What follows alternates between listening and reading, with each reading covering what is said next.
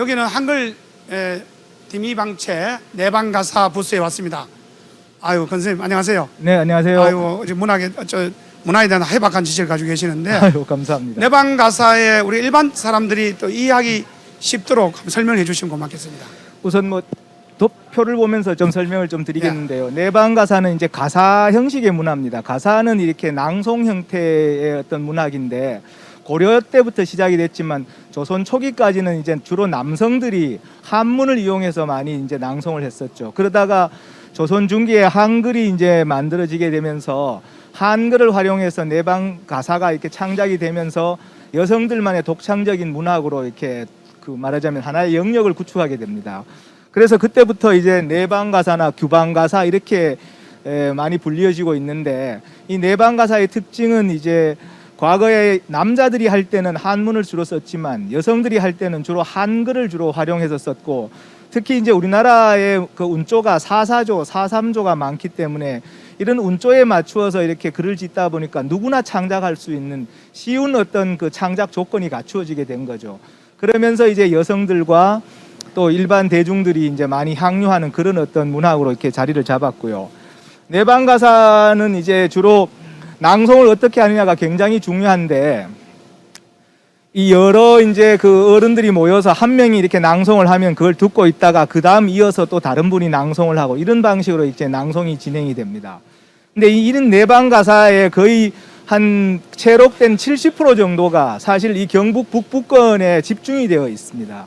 그러다 보니까 이 내방 가사의 그 핵심적인 고장으로 이 안동과 영양, 봉화, 예천 이런 곳이 이제 내방 가사의 하나의 고향이라고 할 수 있고요. 그 중에서 이제 내방 가사의 가장 특출한 스타 내방 가사의 작가가 누구냐 하면 바로 영양 주실에서 그 태어나서 영천에서 이제 그 영천으로 시집을 가서 활동했던 조혜영 선생이 가장 특출한 내방 가사의 작가입니다. 그러니까 내방 가사는 기존에 보면 이런 두루마리 형태로 이렇게 창작이 돼서 이렇게 전승이 되다가 1970년대에 이제 은촌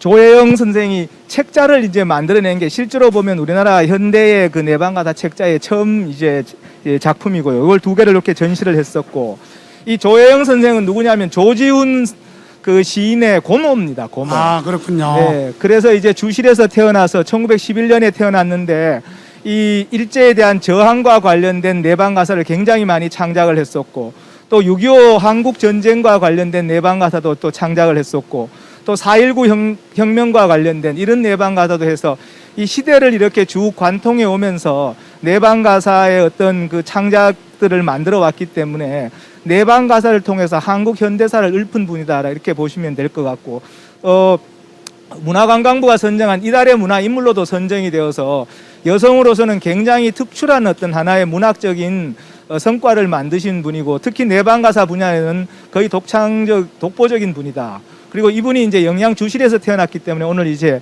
전시를 좀 하게 되었다 이렇게 볼 수 있을 거예요. 예, 무슨 말씀을 듣고 보니 영양은 그냥 우리가 문양의 고장이나 하는 게 아니네요. 역사 배경을 가지고 있네요. 그렇습니다. 영양 주실은 뭐 아시다시피 이제 그 삼불이라고 해서 돈을 빌리지 않고 글을 빌리지 않는다, 인재를 빌리지 않는다라는 건데, 다 이렇게 조지훈 선생이나 이런 남성분들만 이해가 되지만은 여성분들의 문학적인 소양도 굉장히 뛰어났다.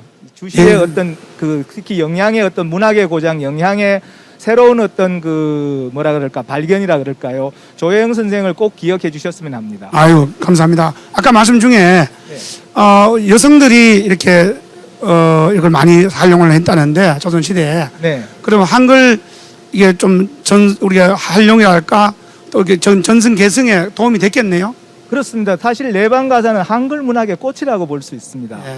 실제로 보면은 이 내방 가사가 창작된 내용들을 봐보면은 1446년에 훈민정음이 만들어지고 난 후에 1500년대부터 이미 가사가 만들어지기 시작합니다. 그러니까 여성들의 어떤 한글 창작의 중심이 됐었고, 이 내방 가사를 중심으로 해서 다양한 어떤 한글 프로그램들이 전달이 되고 전승이 되고 했기 때문에 내방 가사를 창작하는 그 자체로 사실 한글 전승의 커다란 동력이었죠. 예, 간단하게 하나만 더 여쭤보면, 네. 꼭 먼저 양반 부녀자들만 내방 가사를 썼습니까? 아니면 또 우리 그냥 서민들도 좀 내방 가사를 좀 썼는지. 창작의 중심은 이제 그 어쨌든 간에 사대부집 이 말하자면 그 부인들이나 따님들인데, 왜냐하면 어릴 때부터 이분들에게 한글 교육을 시켰었거든요. 그리고 그 이후에 이제 서민들에게 퍼져나가는 그런 어떤 양상을 보이고 있습니다. 아유, 고맙습니다. 오늘 좋은 말씀 감사하고 앞으로도 내방 가사 이게 유지 발전 개성에 큰 역할을 주시기 바랍니다. 감사합니다. 고맙습니다.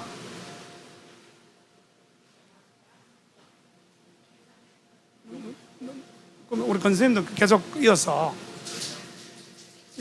음식 디미방 조리서 온주법 음식 절조에 왔습니다. 우리 여기 조리서에 대해서 한글 사용과 조리서에 대해서 좀 설명을 해주실랍니까?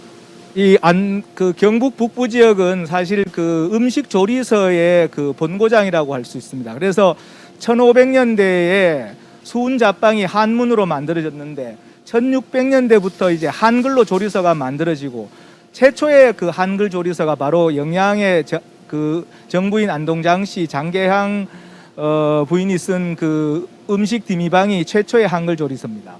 그런데 이 한글 조리서가 발간되고 난 이후에 1600년대에 온주법이라고 해서 역시 이제 그 안동의 의성김씨 문중에서 발견된 조리서도 역시 한글로 작성이 되어 있습니다.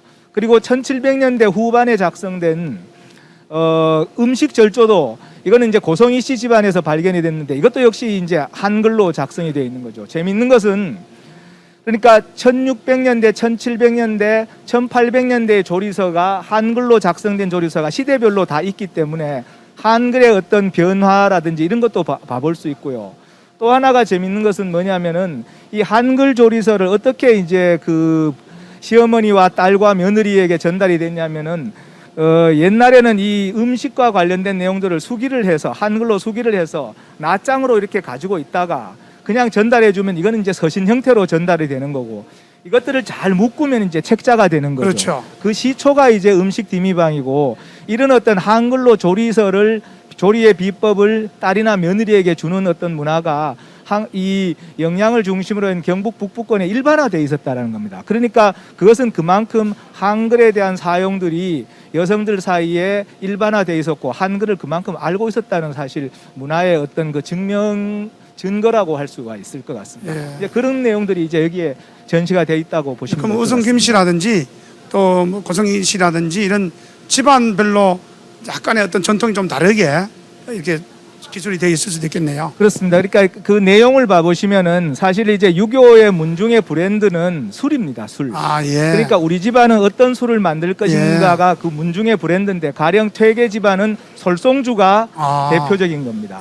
그리고 뭐 국순주라든지 이런 것들이 문중마다 다 돼 있는데, 그런 것들이 이제 조리서에 주로 이제 담겨져 있고, 온주법은 특히 이제 술과 관련된 조리서만 거의 담겨져 있고, 음식 디미방과 음식 절조에도 메인은 역시 술과 관련된 주조법입니다. 그러니까 그만큼 술과 관련된 문중의 브랜드 이 파괴력이 좀 있었다, 이렇게 볼 수 있을 것 같습니다. 오늘 뭐 좋은 말씀 감사합니다. 네, 감사합니다. 감사합니다. 네.